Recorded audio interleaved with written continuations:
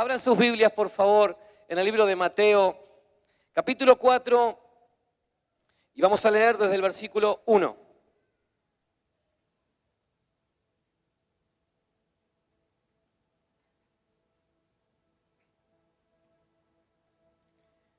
Mateo 4, verso 1. Acompáñenme a orar, por favor. Padre, en el nombre de Jesús, gracias por tu amor en este lugar, por tu presencia. Señor, tu Espíritu Santo se mueve en este lugar. Gracias por las personas que vinieron nuevas, que nos están visitando. Gracias, Señor, por las personas que vinieron con malestar, porque sabemos que hoy se van a ir diferentes. Gracias por las personas, Señor, que vinieron a agradecerte por lo que has hecho, porque vas a seguir bendiciendo esas vidas. Señor, en este momento que vamos a predicar tu palabra, yo quiero declarar en el nombre de Jesús que tu palabra es más cortante que una espada de doble filo, que penetra hasta lugares donde nadie puede llegar. Por tu palabra somos libres, por tu palabra somos direccionados. Tu palabra es una lámpara que alumbra nuestro caminar. Señor, a través de tu palabra puedo conocerte más y te puedo amar más. Tu palabra aumenta mi fe. Señor, y tu palabra me da autoridad. Y en esa autoridad vengo en el nombre de Jesús. Y en el nombre de Jesús ato todo espíritu de incredulidad, todo espíritu de contienda, todo espíritu de perturbación. Ahora lo ato en el nombre de Jesús. Todo espíritu contrario al tuyo, Padre, lo ato en el nombre de Jesús. Y declaro que tú reinas en este lugar. Abrimos nuestra mente y nuestro corazón para recibir lo que tú quieres darnos, Señor. Padre, tú sabes todas mis limitaciones. Te pido que tu Espíritu Santo pueda obrar a través mío. Señor, anhelamos escuchar tu voz una vez más. Gracias, mi amado, en el nombre de Jesús. Amén. Amén. Si la palabra de hoy te confronta, te alienta, te alimenta y te hace crecer, es toda la gloria para Dios. Si la palabra de hoy no la entendés, es culpa mía. ¿Estamos de acuerdo? Si la palabra te edifica, es la gloria de Dios.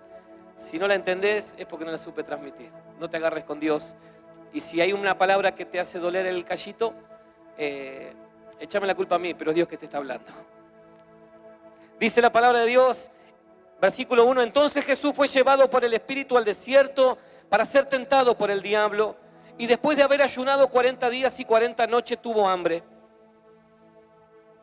Y vino a él el tentador y le dijo, si eres hijo de Dios, di que estas piedras se conviertan en pan. Él respondió y dijo, escrito está, no solo de pan vivirá el hombre, sino de toda palabra que sale de la boca de Dios. Saltamos al verso 11. El diablo entonces le dejó y he aquí vinieron ángeles y le servían. Este pasaje es en el contexto que Jesús había sido bautizado, había sido validado públicamente por el Padre. En el momento en que Juan bautizaba a Jesús, esta conversación entre Jesús y Juan, cuando Jesús le dice a Juan, vengo para que me bautices, Juan dice, de ninguna manera, yo no soy digno de desatarte el calzado. Jesús le dice, es necesario que todo se acontezca, todo se cumpla. Juan lo bautiza y en el momento que él sale del agua, el Espíritu Santo desciende sobre la vida de Jesús y se escucha una voz que truena en el cielo que dice, este es mi Hijo amado, en él tengo contentamiento. Y públicamente es validado Jesucristo ante todos por la voz del Padre. E inmediatamente luego que es bautizado, es llevado por el Espíritu al desierto y allí durante 40 días en el desierto ayunando. Qué tremendo, ¿no? Jesús siendo Dios, tener que ir al desierto, ayunar. Jesús enfrentó el desierto como hombre. Siendo Dios, enfrentó el desierto como hombre. El versículo que leímos recién dice, y luego de varios días tuvo hambre, porque era hombre. Tuvo hambre en el desierto. Y es ahí cuando se le presenta a Satanás. Y tomándose del hambre que tenía Jesús, de haber estado tantos años, tantos días sin comer, Satanás viene a tentarle para correrlo del propósito de Dios. Y es ahí cuando Satanás tienta a Jesús hombre y le dice, Si eres hijo de Dios, decile a las piedras que se conviertan en pan y podés saciar esa hambre que tenés. Lo maravilloso de la palabra de Dios es que Jesús enfrenta al mismo diablo no como Dios, sino como hombre. Y lo enfrenta con las mismas armas que Dios nos dejó a nosotros. Porque Jesús, enfrentando a Satanás, le dice, escrito está, no solo de pan vivirá el hombre, sino de toda palabra que sale de la boca de Dios. Lo que estaba haciendo Jesús era recitando lo que ya había aprendido en su niñez, cuando iba a la sinagoga. Jesús le estaba diciendo, escrito está. Él estaba declarando la palabra. Dice la palabra de Dios que ante esa respuesta, Satanás lo deja y se va del lugar. Queridos, miren qué importante que es aprender la palabra de Dios. Qué importante que es meditar en ella. Qué importante es escudriñar en la palabra de Dios. Porque la palabra de Dios es la que nos sostiene en los momentos de debilidad. Jesús venció a Satanás con la palabra. Con la misma palabra que tenés vos. Con esa palabra, porque esa palabra es viva y eficaz. Y la palabra tiene poder, porque es palabra de Dios. Lo que pasa es que muchas veces es más fácil venir corriendo a la iglesia o mandar un mensaje de WhatsApp para que alguien te ore por vos, antes de ir a la palabra y que la palabra te hable. Queridos, no hay palabra revelada que no esté en la Biblia. Si alguien viene y dice, tengo una revelación porque soy profeta, y te dice algo que no está en la palabra de Dios, es un chanta, es un mentiroso. Porque la palabra revelada ya está en la palabra de Dios. No te puede decir algo que no esté en su palabra, porque ya ha sido revelada. Dios habla a través de su palabra. Pero claro, si no lees su palabra, ¿cómo te va a hablar el Señor? Es más fácil ir a preguntarle a alguien, ¿qué quiere Dios de mí? Dios te quiere hablar a vos en forma personal. Y Jesucristo, siendo Dios, enfrentó al infierno con la palabra, con la que tenés vos, en tu celular, en tu mano. Pero esa palabra tiene que venir a tu corazón y la tenés que poner por obra. Por eso es tan importante leer la palabra de Dios y estudiar en ella. Gracias a Dios tenemos muchos lugares aquí en la iglesia para enseñar la palabra de Dios. No son todos los que vienen, pero son mucha gente. Y esa gente es gente que está parada en buenos cimientos, en buena tierra. Pero volvamos al desierto donde estaba Jesús. El desierto tiene un montón de connotaciones. El desierto me habla de desolación, de soledad. El desierto me habla de aislamiento. Pero también el desierto me habla de vulnerabilidad. Porque en el desierto sos vulnerable. En el desierto no sabés para dónde guiarte porque no tenés ninguna referencia. El desierto te hace vulnerable. En el desierto sentís hambre, sentís frío, sentís todas las necesidades, sentís un estado de indefensión. Pero no solamente quiero hablar de desiertos físicos. Hoy le comentaba a los hermanos que fue noticia a nivel nacional que viernes a la noche, a última hora, el helicóptero de la comitiva presidencial en Catamarca, cerca de Andalgalá, a 3.600 metros de altura, cuando iba atravesando ese cerro, hubo una tormenta de nieve, congeló las aspas del helicóptero y tuvieron que aterrizar de emergencia a 3.600 metros de altura en una zona desértica.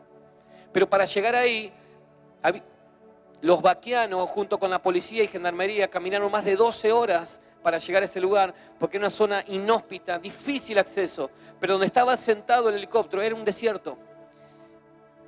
Y el vocero presidencial dijo, sentí que se me iba la vida, pero sentí la desolación en carne propia, porque no servía el celular, no tenían comunicación, no había nada a la vista. Dice, sentí la desolación en carne propia. Ahora esa misma desolación es la que viven muchas personas porque viven por desiertos emocionales y desiertos espirituales. Personas que no sienten absolutamente nada. No hablo solamente desde el sufrimiento, sino hablo en tu relación con Dios. Indiferencia ante la presencia de Dios. Personas que dicen, no siento nada. Oro y parece que mi oración llega y no más. No siento nada. Saben que la psicología moderna está estudiando algo que sucede en las generaciones de ahora, básicamente en la generación que va entre los 18 y los 25 años, que es un fenómeno que causó la informatización, las comunicaciones, las redes sociales, que es la anedonia. Anedonia es la incapacidad de disfrutar, la incapacidad de sentir alegría o la incapacidad de sentir tristeza. Son esos jóvenes que, ¿cómo andás? Hey, ¿y cómo andás? Bien, qué sé yo. No sienten nada. ¿Y qué proyectos tenés? No sé. Por eso tenemos adolescentes de 45 años viviendo con papá y mamá, porque no sienten nada. En la semana pasada vi que me encantó lo que hizo este matrimonio. En Estados Unidos, los padres le hicieron juicio a su hijo de 43 años porque no se iba de la casa. Y ganaron el juicio. Y entonces el caradura dijo, yo quisiera 6 meses más, así me acomodo. Y el juez dijo, inmediatamente, a partir de ahora deja la casa de su padre. Y él justificaba, decía, no, yo todavía tengo que madurar, 43 años tenía. Pero tenemos mucha gente así, anedónica espiritualmente. Personas que no sienten nada en la presencia de Dios, que vienen cual religioso a una iglesia. Esos desiertos te llevan a la independencia de Dios. Te arrastró la independencia de Dios. A ese desierto te llevó el aislarte de Dios, pero quizá en forma inconsciente. Porque hay personas que se apoyaron, muchas personas creen que la vida pasa por tener un buen pasar económico, mientras tengas salud y trabajo, está todo bien. Y creemos que es parte de la bendición de Dios o es toda la bendición de Dios. Mientras tenga mi familia, tengo trabajo, tengo salud, ¿qué más quiero? Y en realidad eso no es nada comparado con el propósito que Dios tiene sobre tu vida. Y mucha gente se apoya en eso solamente. Entonces automáticamente comienza la independencia de Dios. Empiezas a depender del buen trabajo que tenés, de la salud que tenés. Y de a poco te vas enfriando porque no lo necesitas tanto al maestro. Si a vos te va bien. Y inconscientemente empezás un proceso de independencia de Dios. Y ese proceso de independencia te lleva al desierto. Y ese desierto te lleva a no sentir más nada con tu Padre. A no sentir más nada con la presencia de Dios. Hay un pasaje muy doloroso en la palabra de Dios que lo hemos leído 1000 veces. Lo que hemos sido maestros de escuela dominical nos ha salvado tantas veces cuando no teníamos nada preparado. Es la historia de Sansón. No le voy a contar la historia, pero quizás muchos ya la saben. Pero Sansón se caracterizaba por Dios había desatado sobre él un espíritu que le daba una fuerza sobrenatural. Pero había un secreto en esa fuerza, porque él era nazareo y era apartado para Dios. Y el secreto de la fuerza era que la promesa era que no se tenía que cortar el pelo. Yo estoy perdido con eso. Por eso no tengo fuerza. Debe ser por eso. No se tenía que cortar el pelo, no tenía que tomar alcohol, no tenía que estar en contacto con los muertos. Bueno, un montón de características tenía el nazareo. Pero Sansón empezó a juguetear con el enemigo, empezó a juguetear con el pecado. Se metió con alguien que no se tendría que haber metido. A tal punto en que insistentemente le preguntaba cuál era el secreto de su fuerza y él no se la decía, hasta que en un momento cayó bajo las garras de la seducción y le dijo cuál era el secreto de su fuerza. Y una vez que le dice cuál era el secreto de su fuerza, que era el pelo, le cortan el pelo. Y el versículo 20 del capítulo 16 de Jueces, solamente un solo versículo, quiero leerles. Y dice, y le dijo, la mujer se llamaba Dalila, la compañera, la amante, como quiera decirles. Y le dijo, Sansón, los filisteos sobre ti. Y luego que despertó él de sus sueños, se dijo, esta vez saldré como las otras veces y me escaparé. Pero él no sabía que Jehová ya se había apartado de él. Es tremendo este versículo. Porque Jehová se había apartado de él y él no se había dado cuenta. Jehová lo había dejado y él no se dio cuenta. Queridos, es tremendo saber esto. No darte cuenta que Dios te soltó la mano es tremendo. Eso es a través de un proceso de independencia de Dios, que en un momento no te diste cuenta y ya Dios te soltó la mano.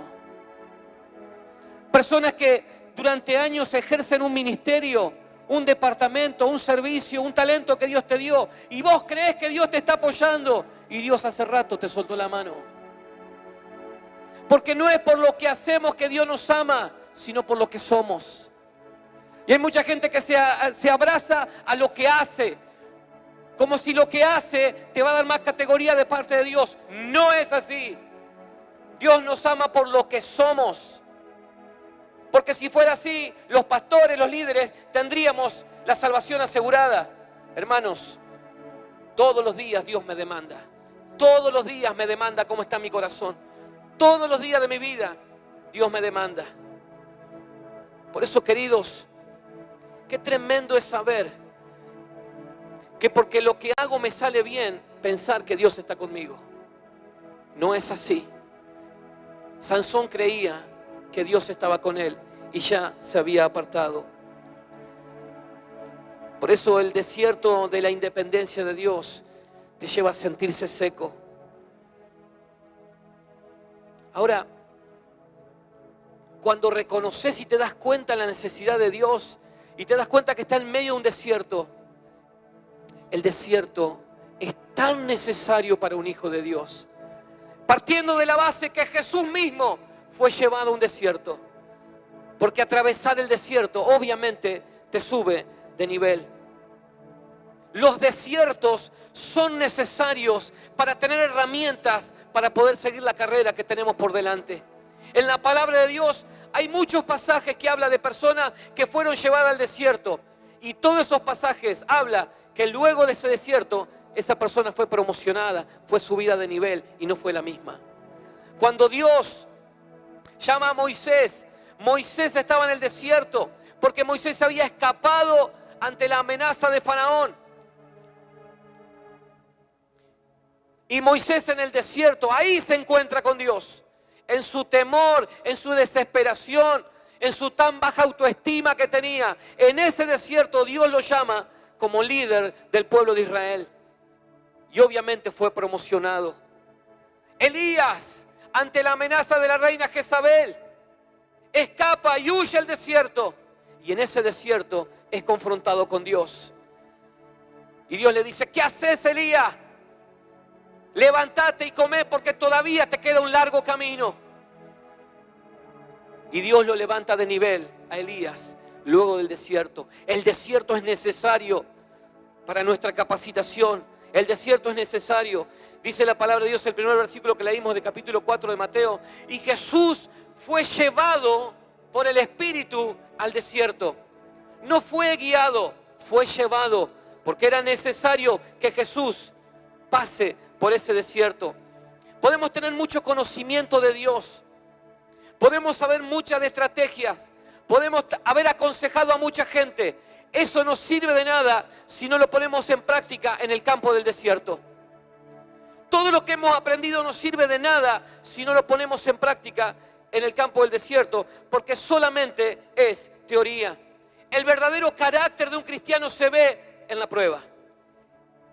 No se ve en la abundancia, no se ve en la comodidad, se ve en la prueba. El verdadero carácter.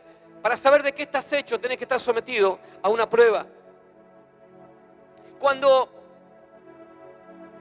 ayer estábamos en el aniversario del hogar y el pastor Cabrera hablaba sobre Pedro. El verdadero carácter de Pedro se vio ante una crisis. Porque si nos tenemos que guiar por lo que Pedro decía una cosa y hacía otra. Y eso hablo de la teoría. Cuando Jesús pregunta a los discípulos, la gente, ¿qué dice? ¿Quién soy? Y todos tiraban nombres. Y le pregunta a los discípulos, ¿y ustedes? ¿Qué dicen? ¿Qué creen que soy? Y Pedro levanta la voz y dice, tú eres Cristo, el Hijo del Dios viviente. Jesús le dice, bienaventurado eres Pedro, porque no te lo reveló ni carne ni sangre, sino mi Padre que está en los cielos. Pero automáticamente Jesús le dice, es necesario que yo tenga que padecer. Le estaba diciendo, tengo que ir a la cruz. Pedro le dice, no, no podés. ¿Cómo te va a pasar eso? Jesús le dice, apartate de mí, Satanás. Pero cuando Jesús le dice, es necesario que yo tenga que padecer, Pedro, otra vez, desde la teoría, dice, te voy a seguir hasta las últimas consecuencias. Si tengo que ir preso, voy preso. Y si me tienen que matar, que me maten. Esa era la teoría. Pero en el campo de la crisis, ¿qué hizo? Cuando se vio acorralado, ¿qué hizo Pedro? Lo negó. Porque todo lo que hemos aprendido, si no lo demostramos en el campo del desierto, no nos va a servir de nada. Solamente es teoría. Ahora empieza el mundial, gracias al Señor.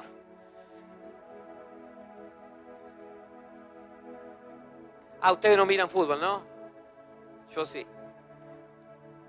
Todos nos vamos a, bueno, por lo menos algunos, nos vamos a convertir en técnicos. Ya le armé unos 7 equipos a San Paoli.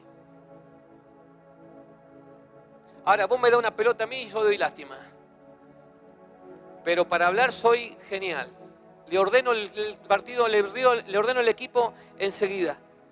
Puedo saber mucho, pero si yo no lo practico no tengo autoridad. Todo va a ser solamente teoría. Esto pasa habitualmente, pero en el campo espiritual, si yo no atravieso el desierto, nunca voy a poner en práctica las armas que Dios me dio. En el desierto de la soledad, en la oscuridad, porque solamente voy a hacer teoría. Hoy le contaba algo que nos pasó hace muchos años atrás, cuando hice el servicio militar obligatorio, allí por el año 84, que entre paréntesis sería bueno que algo parecido pudiese hacerse ahora, ¿no? Pero recuerdo que durante muchos meses nos enseñaban cosas que nos parecían ridículas, a tal punto que, bueno, nos enseñaban a armar el fusil, desarmarlo. Yo digo, ¿para qué hay que desarmar el fusil y armarlo? Y armarlo y desarmarlo y levantar a las 5 de la mañana y correr. Teníamos un estado atlético impresionante. Nos ponían, yo tenía 30 kilos menos, tenía músculo, tenía el uniforme y yo me creía Rambo. Miraba al espejo y creía que era Rambo. Y todos sacábamos pecho y con el arma nos parecíamos, la verdad que parecíamos intocables, porque es como estábamos jugando a esto en realidad, y hacíamos pose frente a, menos mal que no había teléfono, si no sacaríamos selfie todo el día. No había teléfono hace varios años atrás. Pero la cuestión es que a tal punto que podíamos armar el fusil y desarmarlo con los ojos cerrados, en la oscuridad, cuestiones, y hacíamos guardia todas las noches, custodiando el perímetro del cuartel, del batallón. Y mire, a tal punto que íbamos todos con el fusil, pero sin el cargador. ¿Por qué no pasa nada? ¿Qué va a pasar? Entonces nos poníamos el cargador. De hecho, no habíamos tirado nunca un tiro. Me acuerdo que una vez nos llevaron a la práctica de tiro y eran 2 tiros cada uno, porque era cara la bala.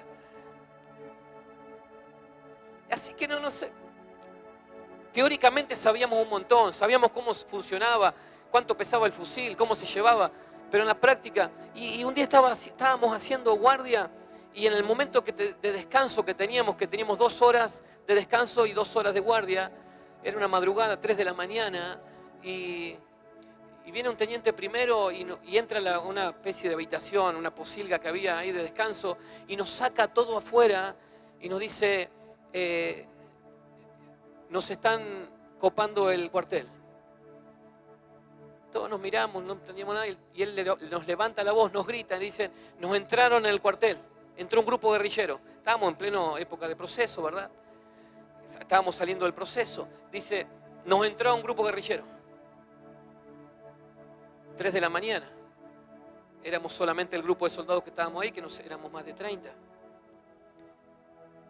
Ahí pasan varias cosas, ¿no? Primero empezá a orar todo lo que no oraste en la semana, ¿viste? Y empezá a recordar cosas de Dios. Y la cuestión es que, bueno, fusil en mano y salimos corriendo hasta el perímetro donde termina el cuartel, y nos ponen en diferentes lugares. Y este teniente primero, que era muy enérgico, recién venido de las Islas Malvinas, me pone detrás de una palmera y me dice, al primer movimiento disparás a la cabeza.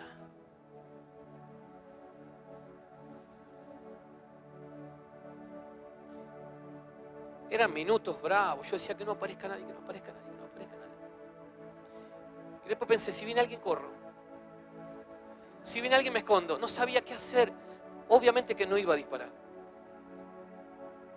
Y en el momento de tensión, silencio, buscaba a mis amigos y veía a mis compañeros, pero estaban todos escondidos. De repente viene una mano y me pega atrás en la espalda y me dice, falsa alarma. Gracias. Ahora, todo lo que yo sabía no me sirvió de nada en el momento que lo tenía que usar. 2 años atrás, en el 82, en esa nefasta guerra de Malvinas, murieron chicos de 18 y 19 años en las mismas condiciones. Chicos que solamente tenían la teoría y de repente, de un día para el otro, lo metieron en el campo de batalla a pelear con profesionales de la guerra.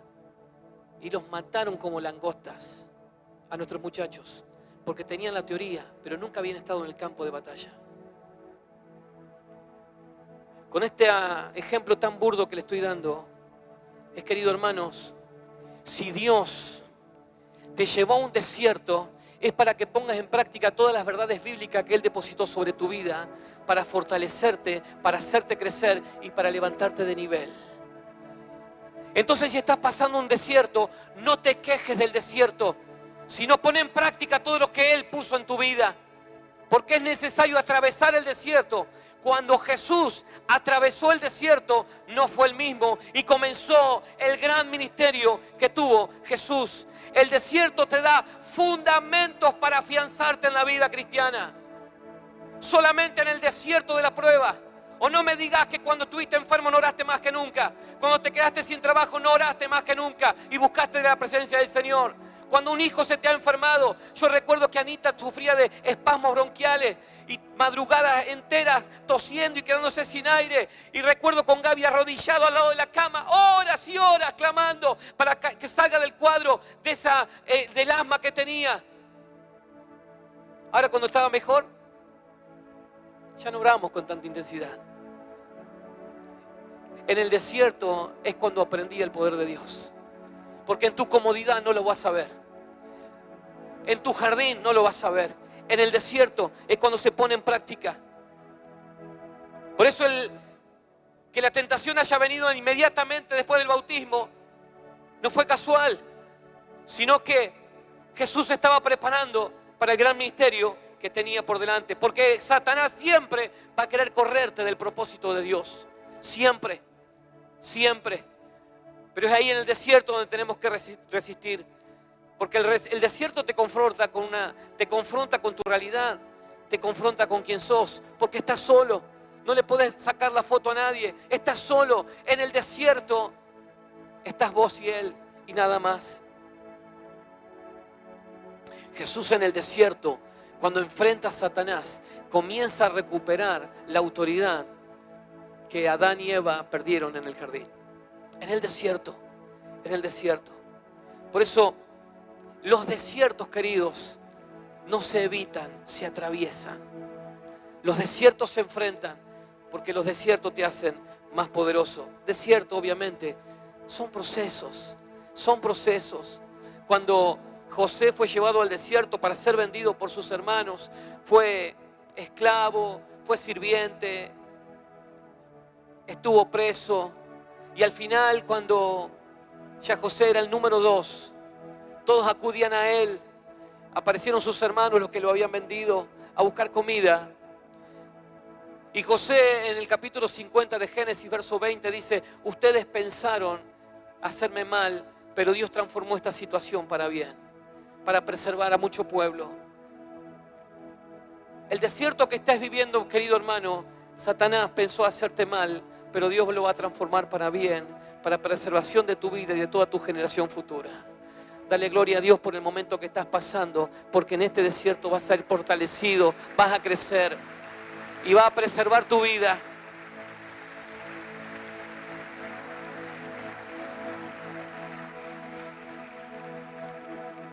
Por eso, muchas veces queremos autoridad, queremos tener autoridad, pero no vamos a tener autoridad espiritual si no vencemos los desiertos cotidianos. No vamos a tener autoridad si no podemos vencer los desiertos cotidianos. No te da autoridad gritar mucho, no. No te da autoridad los años que tenés en la iglesia, no. Te da autoridad cuando lo que decís coincide con lo que haces. Yo cada vez que predico, la tengo a mi izquierda mi mamá. Me cambió los pañales, me crió, hizo de todo por mí. Ahí en el hueco de la escalera la tengo a mi hija y a mi esposa. Yo puedo decirles lo que quiera y ustedes pueden creer o no, pero yo ante ellos no puedo esconderme nada porque ellos me conocen. Yo no puedo tener autoridad si lo que digo no coincide con lo que yo hago en casa puertas para adentro. Lo que yo digo tiene que coincidir con lo que yo hago en casa puertas para adentro y eso me da autoridad. Yo no puedo enseñarte a ser buen padre si yo en casa no soy un buen padre.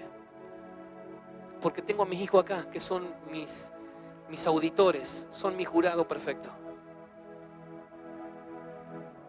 No podés tener autoridad espiritual si no tenés autoridad moral.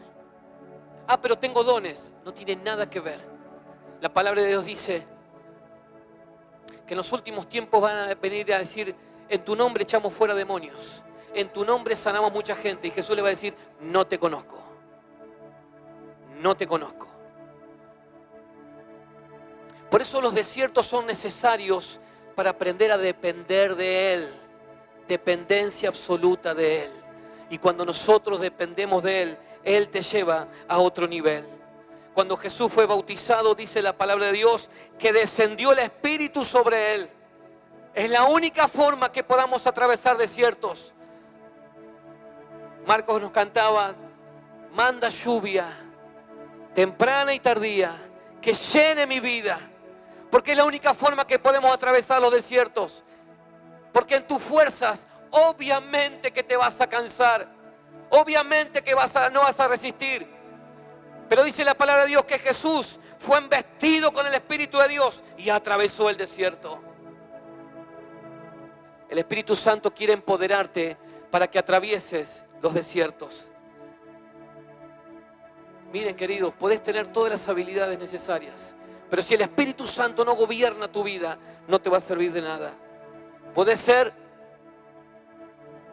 una poderosa arma en las manos de Dios o una marioneta de Satanás.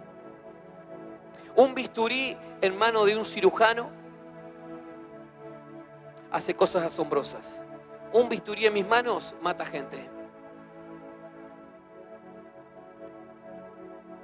Un don, un talento en una persona que no esté llena de Dios puede hacer desastres. Un talento en la mano de una persona llena de Dios hace maravillas. Jesús dijo, cosas mayores de las que yo hice iban a hacer. Pero es necesario atravesar desiertos.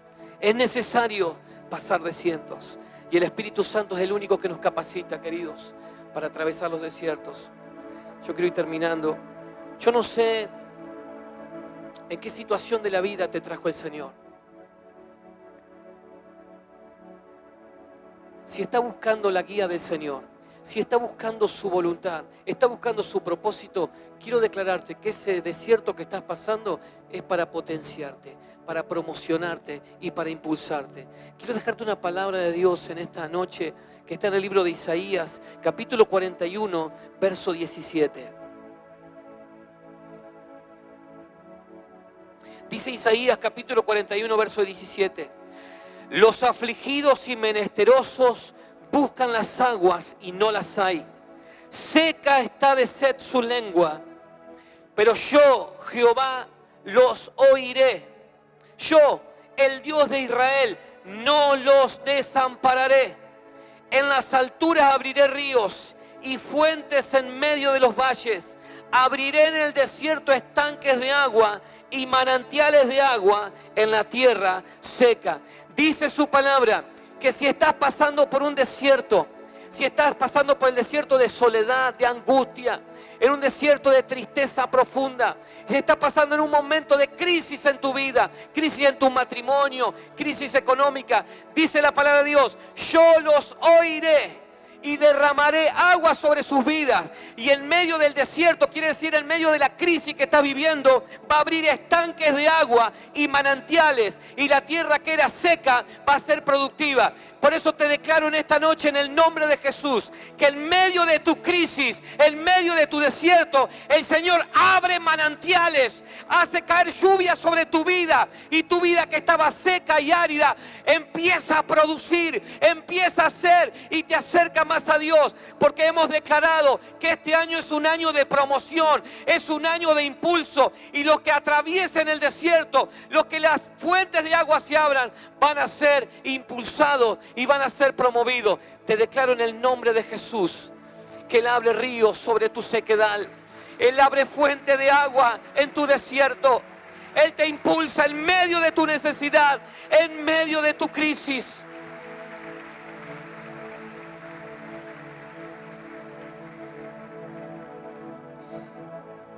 Después de cada desierto, algo bueno aparece.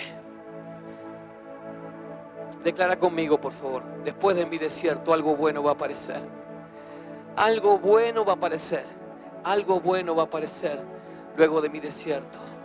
Y no se trata de cargos, no se trata de ministerios, no se trata de puestos.